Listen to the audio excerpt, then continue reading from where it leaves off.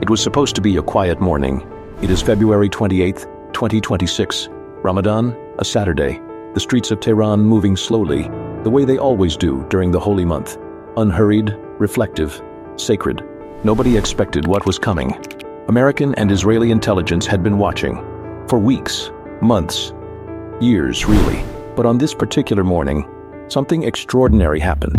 Khamenei and between 5 and 10 of Iran's most senior military and political leaders had all gathered simultaneously at a compound in downtown Tehran. In the intelligence world, this is called a target of opportunity, a moment when the people you have been tracking, hunting, and preparing for suddenly hand you everything at once.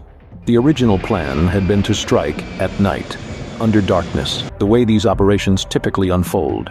But a senior defense official confirmed afterward that a deliberate decision was made to accelerate, to move now, in broad daylight, on a Saturday morning during Ramadan, at a time when Tehran never, not once in 47 years, expected its enemies to come.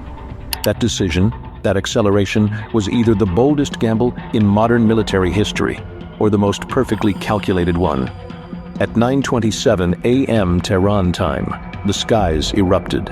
Roughly 200 Israeli fighter jets filled Iranian airspace simultaneously, the largest military flyover in the history of the Israeli Air Force. Their targets numbered over 500 across western and central Iran, struck in a synchronized wave of precision that had clearly been rehearsed, refined, and ready for exactly this moment. The first wave hit Tehran's political and security core all at once. The Supreme Leader's compound, the Presidential Palace, the Ministry of Intelligence, the Ministry of Defense, the headquarters of the National Security Council, all struck in rapid succession, not one after another, together in the same devastating window of minutes. Israeli aircraft dropped approximately 30 bombs on Khamenei's compound alone. 30 bombs, on a single location. Satellite imagery released hours later showed what had once been a sprawling, fortified residential complex reduced to smoldering rubble. Black smoke is still curling upward in thick columns against the pale morning sky. The walls that had protected the supreme leader of the Islamic Republic for decades were simply gone. Simultaneously, Israeli forces struck 2 additional locations in Tehran, where intelligence had confirmed separate gatherings of senior Iranian officials. 3 leadership targets, 3 locations, struck at the same moment. It was a decapitation strike unlike anything the modern Middle East had ever witnessed. Khamenei was reportedly underground when the bombs hit, but according to Israeli Channel 12 journalist Amit Siegel, a reporter with documented close ties to Prime Minister Netanyahu, the supreme leader was not inside his own designated bunker. Whether by miscommunication, by the speed of the strike, or by some failure in his own security apparatus, Khamenei was fatally exposed when the bombs tore through the layers of concrete above him. He did not survive, and he did not die alone. Ali Shamkhani, Secretary of Iran's Defense Council and Khamenei's personal security advisor, was killed. IRGC Commander Mohammad Pakpour, who led Iran's primary military force, was killed. Defense Minister Aziz Nasirzadeh, who oversaw the country's long-range missile production, was killed. Mohammad Shirazi, who had served as head of the Supreme Leader's military office since 1989 and was the direct link between Khamenei and every senior commander in Iran's armed forces, was killed. Salah Assadi, the intelligence chief who had shaped Iran's strategy against both Israel and the United States for years, killed. A senior Israeli security official confirmed to Fox News that 40 Iranian security and regime figures were killed in the opening strike on downtown Tehran alone. 40 people in one morning. The entire command architecture of the Islamic Republic severed. While Israel targeted the regime's leadership, the United States military ran its own parallel operation simultaneously. They called it Operation Epic Fury. American forces struck Iran's ballistic missile sites, nuclear infrastructure, air defense systems, and IRGC military installations across the country, from the air and from naval assets already positioned throughout the region in the weeks leading up to this moment. President Donald Trump confirmed Khamenei's death on Truth Social that same afternoon. He wrote that Khamenei, whom he called one of the most evil people in history, had been unable to avoid American and Israeli intelligence and tracking systems, that working closely with Israel, there was nothing the supreme leader could have done to escape. Israeli Prime Minister Benjamin Netanyahu declared that there were growing signs Khamenei was no longer alive, that his compound had been completely destroyed, along with Revolutionary Guard commanders and senior nuclear officials inside it. Hours later, the Israeli ambassador to Washington confirmed the death to U.S. officials.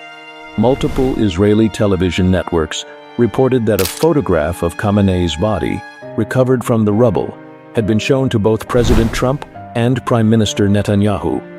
A senior U.S. defense official described the entire operation with 3 words: massive, wildly bold, and completely unexpected. This did not happen overnight.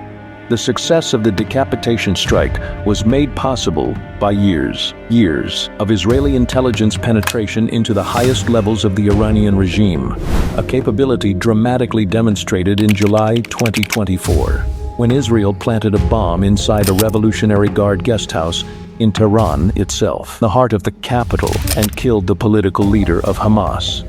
That operation proved something critical. Israeli intelligence wasn't watching Iran from the outside. They were inside, and beyond the intelligence, Iran's position had already been collapsing. Khamenei had spent decades building what he called the axis of resistance, a network of armed proxies stretching across Lebanon, Iraq, Syria, Yemen, and Gaza. Hezbollah had been decimated. Assad's regime in Syria had fallen. Hamas had been shattered. The Houthis were degraded. One by one, the pillars Khamenei had constructed were gone.